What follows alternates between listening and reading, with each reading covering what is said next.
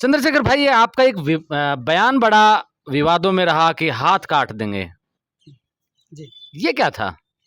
किसके हाथ काटने की बात कर रहे थे आप?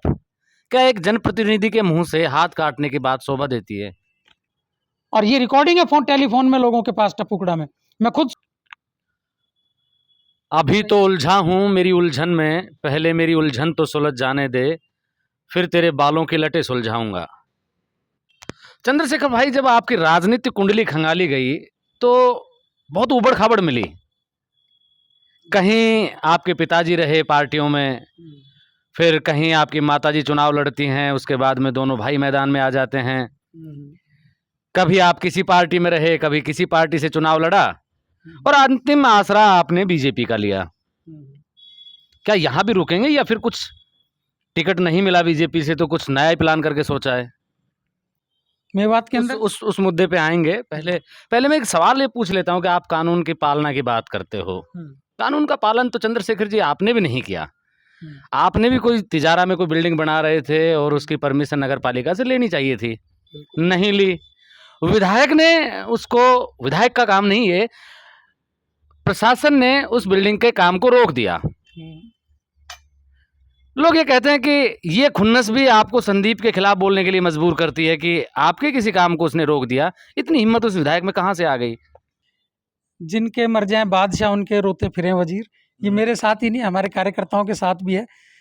आपके पिताजी से मुझे एक चीज याद आई कि आपके पिताजी ने संपत्ति तो अकूत कमाई जब जब वो पदों पे रहे। जी। आप तिजारा के किसी भी क्षेत्र में चले जाओ, जी। कई एकड़ में फैले हुए आपके फार्म हाउस मिल जाते हैं। जी।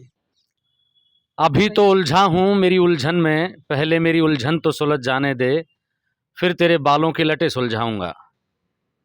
किसी शायर ने कहा था, राजनीति का समय है, चुनाव नजदीक हैं, नेता उलझन में हैं। पहली उलझन की टिकट मिलेगा कि नहीं मिलेगा, दूसरी उलझन की जो जिसके खिलाफ चुनाव लड़ना है उसको किस तरीके से उलझा के रखें, उससे किस तरीके से सुलझें। चंद्रशेखर जी यहां से विधायक हैं, बसपा से जीते थे और अब कांग्रेस पार्टी का दामन थामे हुए हैं। लंबे चौड़े विकास के दावे करते हैं और विकास उन्होंने करवाया भी है, ऐसा नहीं है। लेकिन आप क्या देखते हैं कि आपकी नज़र में कौन कौन सी ऐसी चीज़ें हैं जो होनी चाहिए थी और नहीं हो पाई? उनके विकास के दावों का और जो विकास हुआ है उसको किस तरीके से आप आकलन करेंगे उसका? मैं सबसे पहले तो आपका स्वागत करता हूं और आपके सवाल का जवाब दूं उससे पहले एक विनम्र श्रद्धांजलि उन सभी मृतकों को जो नूह के दंगों में अपनी जान गंवाई है, जिन लोगों ने, जिनका कोई कसूर नहीं था, जिसको कि महिलाओं और बच्चों तक को घेर के जिनके साथ अत्याचार करके मारा। मेरी एक विनम्र श्रद्धांजलि उन सभी मृतकों को कि ईश्वर उनकी आत्मा को शांति दे। जो आपने सवाल किया विकास का, मैं ये भी नहीं कहता कि उन्होंने बिल्कुल विकास नहीं किया, लेकिन मैं ये भी नहीं कहता कि उन्होंने कुछ ऐसा अलग से कर दिया कि राजस्थान में या अलवर में उनका अलग से एक परचम लहराया जाए कि भाई इतना अलग, औरों से अलग इतना ये कर दिया। ये ज़रूर है कि जितने भी बसपा के 6 विधायक थे जो, और जो 19 निर्दलीय विधायकों ने सरकार को समर्थन दिया, अल्पमत की कांग्रेस की सरकार को, उनके विधानसभा क्षेत्रों में और विधानसभा क्षेत्रों के मुताबिक थोड़े काम ज़्यादा हुए हैं। इसमें कोई दो राय नहीं, वो सरकार की मजबूरी थी क्योंकि सरकार को अपना पूरा 5 साल का कार्यकाल पूरा करना था। तो ये जो थोड़ा बहुत आपको विकास काम गिनाने के लिए जो मिल रहे हैं, ये सिर्फ इसी का उपकार है मुख्यमंत्री का कि उनकी सरकार 5 साल चल गई। बाकी अब इनमें से धरातल पे कितने उतरेंगे वो एक अलग मायना है।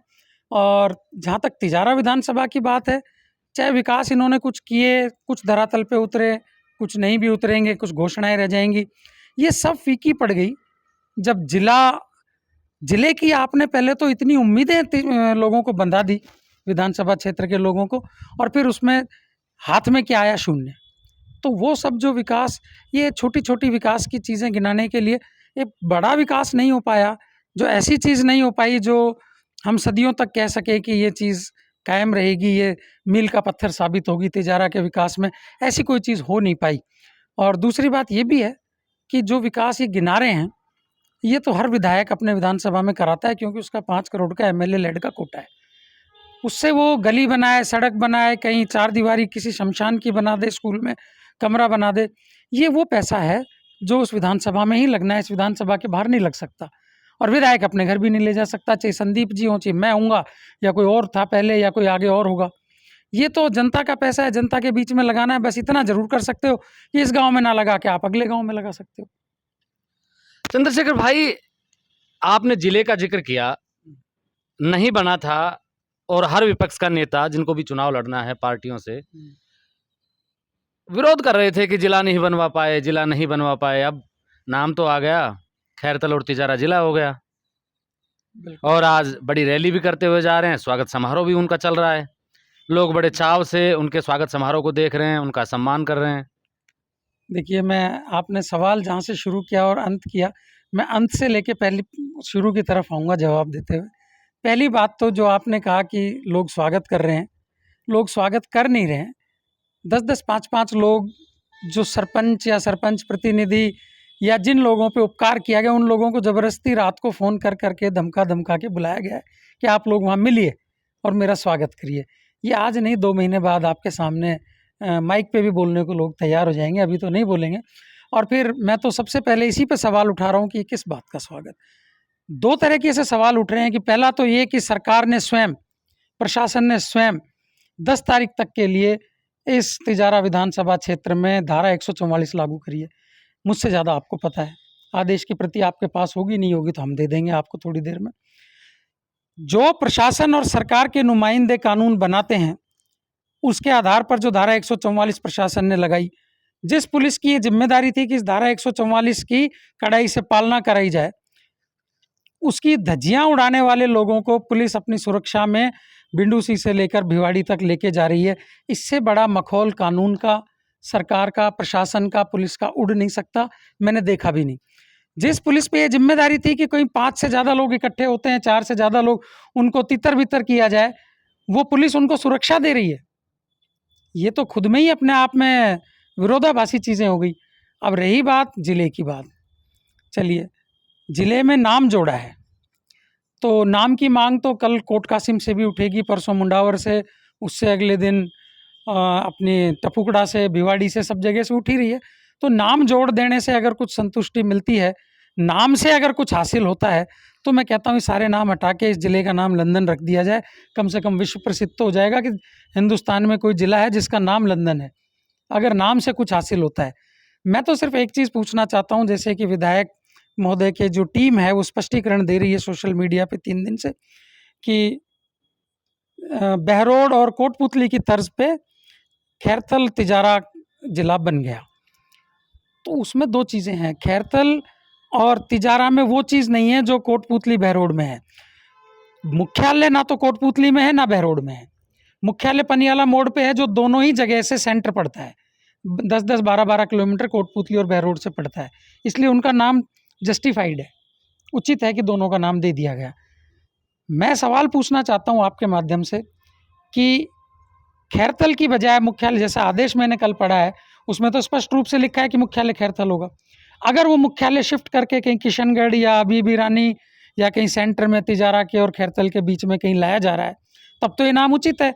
और मैंने कल अपने लाइव में सेशन में भी बोला है, ऐसा होता है तो लोग चांदी के मुकुट से स्वागत करते हैं, मैं सोने के मुकुट से अपने विधायक महोदय का, मेरा छोटा भाई भी है, राजनीतिक वैमनस्यता हो सकती है, विरोधाभास हो सकता है, मैं सोने के मुकुट से अपने विधायक महोदय का, अपने छोटे भाई का स्वागत करूंगा कि आपने एक बहुत बड़ा गढ़ जीता है। और ये एक कार्य होगा जो गिनवाने लायक होगा, जिसको हम कहेंगे कि ये मील का पत्थर साबित होगा विकास में।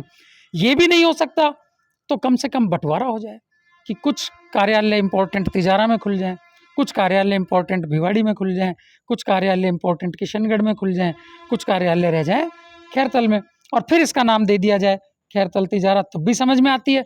जैसा मुझे सुनाई में आ रहा है, डिस्ट्रिक्ट जज किशनगढ़ बैठेंगे, किशनगढ़ का कोटा पूरा हो गया, उनको कुछ मिल गया। जैसा मुझे सुनाई में आ रहा है, एसपी और कलेक्टर दोनों वहाँ बैठेंगे खैरथल में, तो तिजारा को क्या मिला? तिजारा का नाम जोड़ने से अब हमेशा के लिए तिजारा अपनी जिले की मांग को और खो दिया आज से। क्योंकि जब भी किसी मंच पे आगे भविष्य में इस मांग को रखा जाएगा कि तिजारा को जिला बनाया जाए, भिवाड़ी को जिला बनाया जाए, तो हमेशा एक जवाब आएगा कि तिजारा तो ऑलरेडी जिला बना हुआ है। तो ये एक मौका जो आगे भविष्य में मांग करने का था, वो मौका और गंवा दिया। तो मेरी मांग है विधायक महोदय से, या तो आप ये दोनों में से एक काम करें, कार्यालयों का बंटवारा करें, या कार्यालयों को उठा के मुख्यालय को कहीं सेंटर में बीबी रानी या किशनगढ़ रखें, जिससे कि तिजारा भिवाड़ी के लोगों को सहूलियत हो, खैरतल के लोगों को भी सहूलियत हो। वरना हमारी आपसे मांग है, विनम्र करबद्ध निवेदन है कि आप इस तिजारा के नाम को खैरतल के आगे से हटवा दें। चंद्रशेखर भाई, जब आपकी राजनीतिक कुंडली खंगाली गई तो बहुत उबड़ खाबड़ मिली। कहीं आपके पिताजी रहे पार्टियों में, फिर कहीं आपकी माताजी चुनाव लड़ती हैं, उसके बाद में दोनों भाई मैदान में आ जाते हैं। कभी आप किसी पार्टी में रहे, कभी किसी पार्टी से चुनाव लड़ा, और अंतिम आसरा आपने बीजेपी का लिया। क्या यहाँ भी रुकेंगे, या फिर कुछ टिकट नहीं मिला बीजेपी से तो कुछ नया ही प्लान करके सोचा है? देखिए, आपने मेरा जो इतिहास खंगाला है उसके लिए बहुत बहुत धन्यवाद। आपने इतना समय दिया मेरे लिए और इस लायक हमको समझा। लेकिन मैं आपको मूल रूप से एक चीज़ बता दूं कि दलगत रूप से दलों के नाम बदलते रहे हो सकते हैं, विचारधारा नहीं बदली। इस देश में एक छत्र कांग्रेस का राज चलता आ रहा था आज़ादी से लेके और सन 1980 तक। इस देश में अगर कांग्रेस का विरोध कहीं शुरू हुआ तो किसान छत्रपों ने शुरू किया, जिसकी अगुवाई में जो सबसे बड़ा नाम मैं लेके चलूं तो चौधरी चरण सिंह जी, जो राजनीतिक रूप से विरोध किया। बाकी तो जय नारायण जी और इनकी जो संपूर्ण क्रांति हुई लोहिया जी की, ये विरोध वहाँ से शुरू हुआ था। लेकिन राजनीतिक रूप से चौधरी चरण सिंह जी ने कांग्रेस के विरोध का झंडा उठाया था, उसी में हम शामिल हुए थे। उसके बाद वो दल बनते गए, टूटते गए, विभाजित होते गए, तो किसी एक दल में रहना रहता था। लोक दल से वो लोग दलित मजदूर किसान पार्टी बनी 85 में, कई दल मिलके। डीएमकेपी से फिर वो 89 में जनता दल बन गई, तिजारा में जनता दल का गठन हुआ था। तो विचारधारा नहीं बदली, कांग्रेस का विरोध बरकरार पहले दिन से आज तक वो का वही है। उसके बाद इसमें भाजपा में चले गए पिताजी हमारे, फिर 98 में जनता दल का स्प्लिट हो गया तो लालू के साथ चले गए।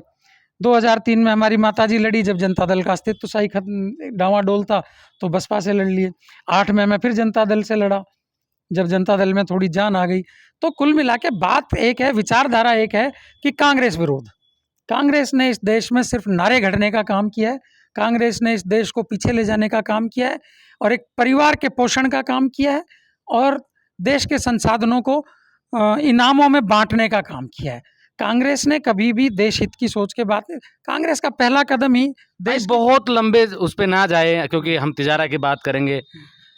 तिजारा में संदीप ने काम तो किए हैं, लेकिन उसके साथ में विवाद भी जुड़े हैं जी। उन विवादों पे क्या कहेंगे आप?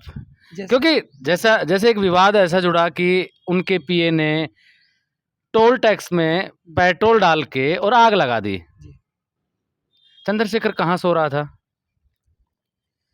देखिए, विवाद एक गिनाया आपने, मैं तो उनके हर विवाद पे, हर कमी पे मुखर रूप से खड़ा होके, मेरे ख्याल से इस तिजारा विधानसभा में अगर नेताओं में कोई सबसे ज़्यादा विधायक के खिलाफ बोला है तो चंद्रशेखर यादव बोला है। आप देखिए, आपने बहुत पुराना इतिहास खंगाला, ये 5 साल का भी खंगालना। रही बात टोल टैक्स की, टोल टैक्स में क्योंकि जब तक स्थितियां स्पष्ट नहीं थी कि किसका कसूर है, क्या गलती है, कैसे, जब तक हम शांत रहे, जिस दिन पता पड़ा हमने अपना रुख बिल्कुल स्पष्ट कर दिया कि भाई एमएलए के पीए को या उसके साले को क्या पावर है कि उसको टोल टैक्स मुफ्त होना चाहिए, किस तहत उन्होंने दादागिरी करी, इसके लिए हम फिर चुप हो गए। हमने बिल्कुल टोल टैक्स वालों के साथ खड़े हो गए। और टोल टैक्स वालों का विधायक महोदय का तो पुराना विवाद है, जिस दिन से बने उस दिन से लेके आज तक उन्होंने यहीं के लोकल आसपास के गांव के जो लोग नौकरी कर रहे हैं टोल पे, उनको बिना बात ही कई बार तो जेल में भिजवा दिया, 2-2 रात 3-3 रात थाने में रखवा दिया, सिर्फ इसलिए कि विधायक का फ़ोन आ गया। गलती उनकी नहीं थी, वो तो अपनी ड्यूटी कर रहे थे बेचारे। इसी टोल से हम निकलते हैं, हमें आज तक कोई तकलीफ नहीं होती है, तो वहाँ उनके बड़े अधिकारी बैठे, उनसे आप लोगों को, नेता लोगों को कहाँ तकलीफ होती है? अंदर खाने सब मिले हुए होते हैं। जनता त्राहिमाम त्राहिमाम तो कर रही है। मैं जब क्षेत्र में घूम रहा था, लोगों ने विधायक की बड़ी कमियां बताई, कहा कि ऐसा कोई विभाग नहीं है जहां भ्रष्टाचार नहीं है, बिना पैसे दिए कोई काम नहीं होता। इस पे क्या कहेंगे आप? मैंने तो अभी चंद्रशेखर आज़ाद जी की 117वीं जन्म जयंती मनाई थी, उसमें मेरी छोटी स्पीच रह पाई, बारिश की वजह से बीच में रोकनी पड़ी, और मैंने एक प्रेस वार्ता रखी थी भिवाड़ी में, उसमें खुल के एपिसोड वाइज मैंने बताया कि कहाँ कहाँ कैसे कैसे क्या क्या भ्रष्टाचार हुआ। नहीं, यहाँ बताइए ना। हाँ, वहीं यहाँ भी बता रहा हूँ। भ्रष्टाचार में आपको दो ही उदाहरण दूँ क्योंकि फिर लंबा हो जाएगा। सबसे पहले तो मैं आपको कहूँ कि एसीपी लगे हुए हैं जयपुर का पुलिस कमिश्नरेट में, सांवरमल नागौरा जी, जो पहले एसएचओ टपुकड़ा रह के गए हैं। उनके भाई की कोई ज़मीन है टपुकड़ा के पास में, उसकी ज़मीन उनको बिना पता ही ज़मीन की रजिस्ट्री भी हो गई, किसको खड़ा करके रजिस्ट्री कराई, उस पर कब्जा भी हो गया। उनको तो पता ही 10-20 दिन बाद पड़ा जब वो आए सब ज़मीन संभालने की, तुम्हारी तो ज़मीन ही बिक गई। जिनके नाम थी उसके भाई के नाम, पुलिस की जमीन बिक गई। पुलिस की ज़मीन बिक गई। और इस हिंदुस्तान के इतिहास में जो कोई फाइनेंशियल अपराध होते हैं उनकी तो मैं बात नहीं कहता, लेकिन सीआरपीसी क्राइम की रिपोर्ट, क्राइम के मामले में आज तक के हिंदुस्तान के इतिहास की सबसे लंबी एफआईआर भिवाड़ी में दर्ज है, 67 पन्नों की। और आज तक पुलिस अपने अधिकारी को न्याय नहीं दिलवा पाई। धिक्कार है, डूब मरना चाहिए भिवाड़ी पुलिस को। वो जो रजिस्ट्री हुई उस ज़मीन की, वो विधायक के परिवार में हुई। उसका चाचा लगता है, भाई लगता है, मुझे नहीं पता रिश्ते में, पर विधायक के परिवार के नाम हुई। क्या इसको भ्रष्टाचार नहीं मानेंगे? रजिस्ट्री हो गई फर्जी तरीके से, वो भी ठीक है, लेकिन पटवारी ने उसका इंतकाल भी चढ़ा दिया बिना उसका मिलान किए, बिना उसकी जांच किए, और तहसीलदार ने उस इंतकाल का स्वीकार भी कर लिया बिना जांच किए। ये भ्रष्टाचार नहीं है? ये बड़ा भ्रष्टाचार है। चौपानकी में एक उद्योग है, यूनिवर्सल मेटेलिक्स लिमिटेड। चौपान की पुलिस वहाँ जाके फैक्ट्री मालिकों को, उसके मजदूरों को, उनके स्टाफ को डंडा मारते हुए बाहर निकाल देती है और भूमाफियाओं को पुलिस के अंदर काबिज करा देती है विधायक के आदेश से। बाद में एसपी से मिला जाता है, एसपी भी पुलिस की भाषा बोलता है। बाद में जब हम मैदान में खड़े हुए, एसपी से हाथ मिलाया कि पुलिस से भी लड़ेंगे। बिना सिविल कोर्ट के ऑर्डर के पुलिस को कोई राइट नहीं है कि किसी भी परिसर को खाली करा दे या किसी का कब्जा करा दे। बाद में जब जनता खड़ी हुई, हम खड़े हुए विरोध में, तो पुलिस ने 145 सीआरपीसी की कार्रवाई के लिए एसडीओ को भेज दिया कि 146 में जमीन को कुड़क कर लो फैक्ट्री को। तो विवाद ही नहीं था, टाइटल क्लियर था। एसडीओ ने आदेश जारी कर दिया कुड़की के, रिसीवर नियुक्त कर दिया एसएचओ चौपानकी को। और जब हमने कोर्ट में लगाई एप्लीकेशन, डीजीपी से मिले, उन्होंने कागजों की जांच करी, तो उनने पुलिस को धमकाते हुए ये कहा कि मैं उल्टा लटका दूंगा तुमको, ये वापस लीजिए अपनी। और पुलिस को अपनी 145 की सिफारिश वापस लेनी पड़ी सीआरपीसी की। एसडीओ को अपनी कार्रवाई वापस कर, प्रत्याहारित कर, ड्रॉप की जाती है, आदेश आपको बाय हैंड दे दूंगा। ये करप्शन नहीं है?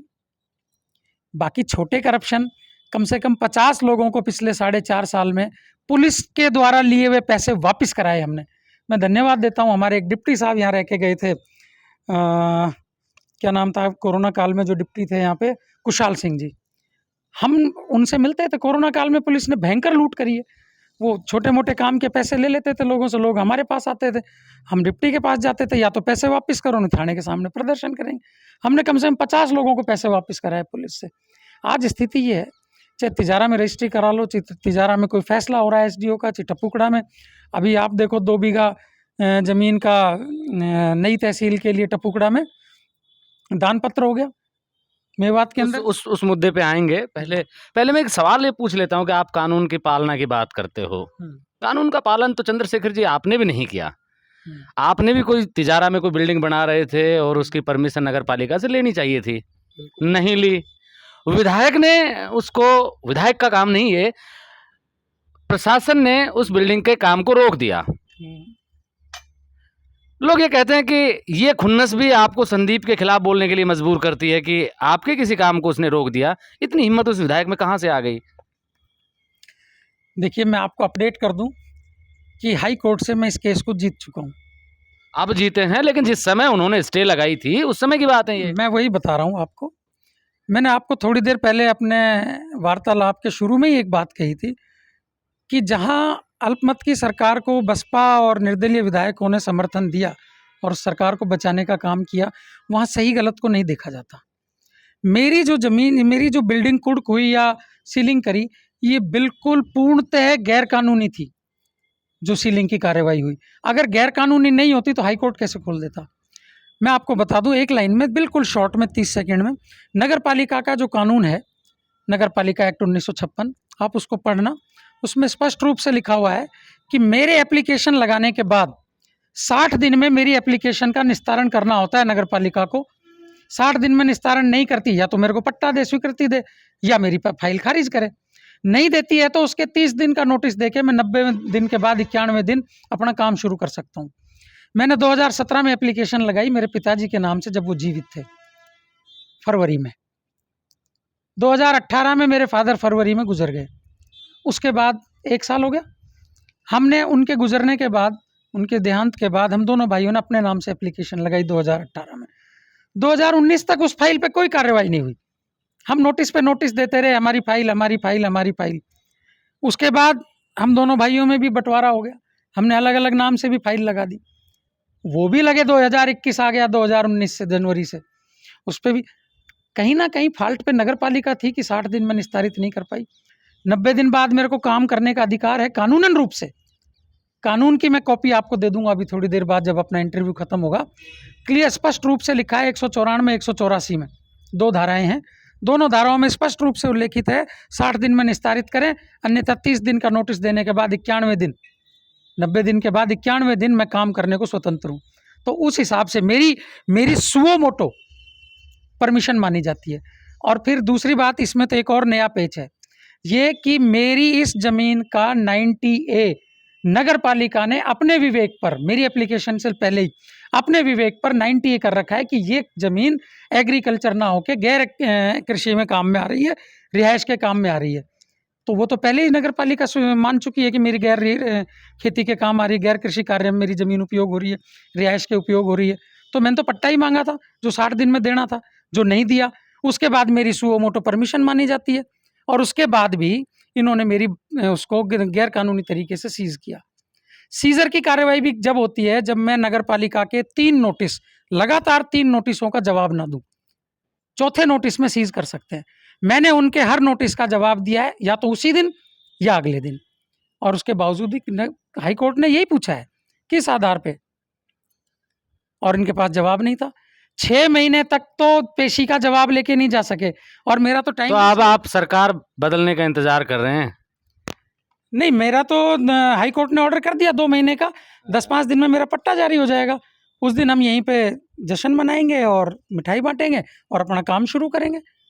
चंद्रशेखर भाई, जब मैं लोगों से पता कर रहा था, लोगों ने आपकी तारीफ की कि नेचर अच्छा है आपका, लेकिन राजनीति में इतने लंबे समय के बाद भी आप कामयाब नहीं हो पाए। लोगों ने कहा कि हमारी शुभकामनाएं हैं, हम चाहते हैं कि चंद्रशेखर विधायक बने, लेकिन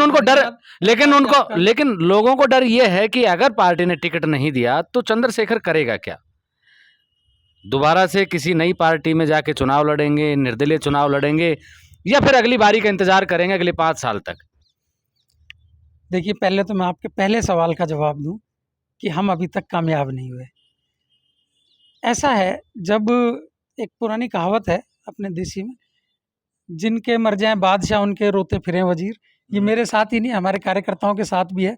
लेकिन आपको मुझे बधाई देनी चाहिए, मैं अपने मुंह मियाँ मिट्ठू बन रहा हूँ कि आज 20 साल के राजनीतिक वनवास के बाद भी मेरे पास कार्यकर्ता कम नहीं हुए, बढ़े हैं, जुड़े हैं। आपकी व्यवहार कुशलता की मैंने तारीफ पहले कर दी है। उसके 2 कारण रहे हैं कि एक तो हम नए थे, अनुभव नहीं था। हमारे पिताजी ने अपने जीते जी हमको राजनीति में आने नहीं दिया, हम पढ़ाई लिखाई में और व्यापार में व्यस्त थे। उनके बाद जब हम राजनीति में आए तो इस अलवर ज़िले में, क्योंकि वो दाग छवि के नेता थे, दबंग राजनीति करते थे और कोई बड़ी राजनीतिक पार्टी को बिलोंग नहीं करते थे, अपने दम पे राजनीति करते थे, जनता के दम पे राजनीति। तो उन लोगों ने सबने एक साथ, सभी पार्टियों ने मिलकर ये सोचा कि यार इन बच्चों को यहीं ख़त्म करो, अगर ये एक भी पटरी पे चढ़ गया तो आगे तुम्हारी दलाली की दुकानें बंद हो जाएंगी।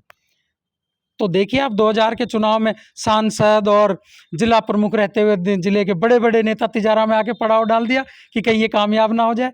फिर भी जनता ने उनको माकूल जवाब दिया, मात्र हमसे 2000 वोट फालतू ले पाए 2003 में, जबकि उनके पास भाजपा की टिकट थी, सांसद थे, जिला प्रमुख थे, सारे सरपंच थे, सारा बजट था, और हमारे पास सिर्फ हमारे पिताजी का नाम था जो खाट में थे। आपके पिताजी से मुझे एक चीज़ याद आई कि आपके पिताजी ने संपत्ति तो अकूत कमाई जब जब वो पदों पे रहे जी। आप तिजारा के किसी भी क्षेत्र में चले जाओ जी, कई एकड़ में फैले हुए आपके फार्म हाउस मिल जाते हैं। जी। जैसे कि आपने फार्म हाउस का नाम लिया, और जब जब पदों पे रहे, तो मैं तो इस बात के लिए आपका धन्यवाद देता हूँ कि आपको थोड़ी सी जानकारी किसी ने गलत दी है, लेकिन आपको धन्यवाद इस बात का देता हूँ कि आपने बड़ी कुशलता से मेरे सामने बात रखी। मैं आपको इसका थोड़ा-सा बताऊँ, इसमें एक मिनट लग सकती है समय। मेरे पिताजी ने व्यापार किया है, इंजन का व्यापार किया है। जिस टाइम ये सबमर्सिबल बोरिंग्स और ये मोटरें नहीं होती थी, उस टाइम इंजन ही खेती का ज़रिया होता था। और मेरे पिताजी की सबसे बड़ी एजेंसी हुआ करती थी आस-पास की 3-4 तहसीलों में, इंजन की फील्ड मार्शल इंजन बेचते थे। और सारे तिजारा, टपुकड़ा, भिवाड़ी, कोट कासिम सब जगह हमारे ही इंजन जाते थे। बहुत पैसा कमाया हमारे पिताजी ने। आप पूछना किसी से, मेरे पिताजी तिजारा के नामी, और मैं तो नामी क्या, मैं तो ये कहूँगा कि सबसे बड़े वकील रहे हैं रेवेन्यू के। और ये जो संपत्ति का जो आप नाम ले रहे हैं, ये सारी संपत्ति उस समय की बनाई हुई है, 78 से 85 के बीच में। 85 में मेरे पिताजी पहली बार चुनाव जीते, उसके बाद से लेकर 93 तक वो 2 बार लगातार जीते। उसके बीच की कोई संपत्ति ऐसी खास मिलेगी नहीं आपको। 90 में हमारी खान चालू हो गई ग्रेनाइट की, तरवाड़ा में, किशनगढ़ की जड़ में तरवाड़ा एक गांव है, आपने देखा हो, मालूम कर लेना किसी से। वो तरवाड़ा का जो ग्रेनाइट था वो यूनिक कलर है, आज भी है। वो बाद में फॉरेस्ट में आने की वजह से बंद हो गई 2000 में वो खान। 90 से लेके 2001 तक वो खान चली, और यूनिक कलर होने की वजह से पूरा एक्सपोर्ट होता था, और उसमें बहुत मोटा कमाई होती थी। 3-4 लाख रुपए उस ज़माने में, 90 से 2000 बीच में, आज के 30-40 लाख रुपए महीने की मेरे ख्याल से वैल्यूएशन होती है उस समय की। वो आपको मैं एक एक रजिस्ट्री, एक एक चीज़ दे सकता हूँ। ये मेरे फार्म हाउस जो है, ये मेरा फार्म हाउस है 85 से पहले का। इसमें कोई 1-आध बीघा ज़मीन बीच की बढ़ी हो बाद में तो वो कह नहीं सकता। अधिकतर ज़मीनें मेरे ही गांव से खरीदी हुई है, मेरे ही गांव के लोगों की है। और ये 85 से पहले की खरीद है, वकील के समय की। इल्ज़ाम तो कोई किसी के कुछ भी लगा दे, लेकिन सबूत होने चाहिए। हम सबूत के साथ लगाते हैं कि भाई डीसीपी की, एसीपी की ज़मीन चली गई, विधायक के परिवार में चली गई, उनने बेची ही नहीं। ऐसा सबूत लाइए कि कोई पद पे रहते हुए, हाँ, बदनाम करने के लिए लोगों ने खूब कहा कि मंत्री रहते हुए सड़क पे खड़े होकर बसों से वसूली करते थे, लेकिन मैं आपको बता दूं, वो वसूली नहीं करते थे। तिजारा में डिपो नाम का एक छोटा सा पौधा उन्होंने अपने कार्यकाल में लगाया था, जिसमें शर्त होती है, कोई नई चीज़ कार्यालय आता है तो सरकारी, उसमें शर्त थी कि 6 महीने तक अगर लगातार डिपो नुकसान में जाएगा तो यहाँ से डिपो उठ जाएगा। और इस डिपो को फेल करने के लिए मैं आपको बता दूं, पुरानी जानकारी आपकी जानकारी में नहीं होगी, जाट बहरोड, नारनौल और हरियाणा के पूरे अलवर ज़िले की जितनी भी प्राइवेट आसपास के, तावड़ू, रेवाड़ी की सब बसें प्राइवेट तिजारा में चलने के लिए आ गई थी। और जो रोडवेज़ की बस डिपो से निकलती थी, उसके आगे आगे एक प्राइवेट बस चल देती थी। और जिस भी बस स्टॉप पे रुकती थी बस, पहले प्राइवेट सवारी उठा लेती थी, रोडवेज़ वहाँ चुपचाप खड़ी होकर आगे चली। रोडवेज़ पीछे पीछे खाली चलती थी और प्राइवेट आगे भरी चलती थी, क्योंकि सवारी तो पहले उसमें बैठेगी जो बस 2 मिनट पहले आके रुकी है, और रोडवेज़ बस आके पहुँचती, उससे पहले सवारी लेके प्राइवेट चल देती थी। तो 2 महीने लगातार जब रोडवेज़ डिपो नुकसान में जाने लगा, तो इनको चिंता हुई कि यार ये तो उठ जाएगा इस तरीके से। और आप जानते हो, पुलिस प्रशासन किसी का सगा नहीं होता, सबकी मंथली सेट हो जाती है। उस समय भी हुए ये खेल।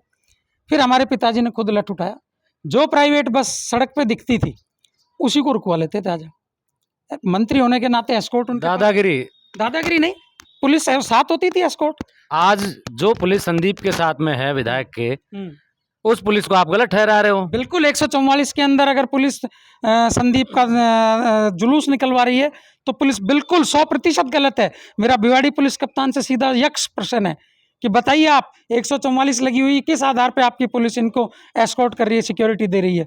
आपको तो इनको रोकना चाहिए था।